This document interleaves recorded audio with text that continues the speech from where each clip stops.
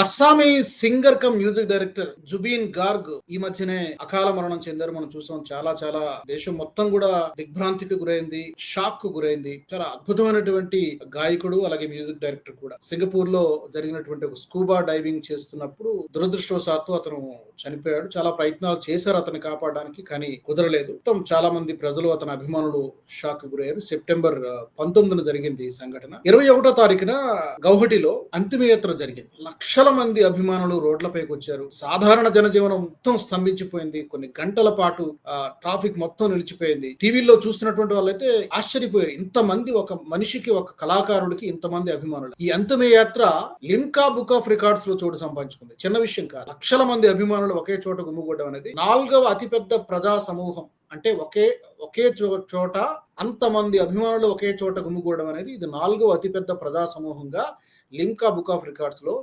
చోటు సంపాదించి. అండ్ సామాన్య ప్రజలు అతని అభిమానులే కాదు.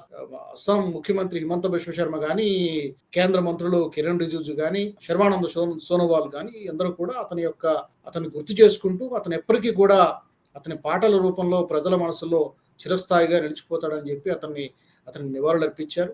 తప్పకుండా అతనికి ఏదైనా ఒక అవార్డు కూడా ఇస్తే బాగుంటుంది. ఏదైనా అతని చివరిగా ఈ అంతిమ యాత్ర అనేది లిమ్కా బుక్ ఆఫ్ రికార్డ్స్ లో చోటు సంపాదించుకోవడం అనేది ఒక ఆసక్తికరమైనటువంటి విషయం.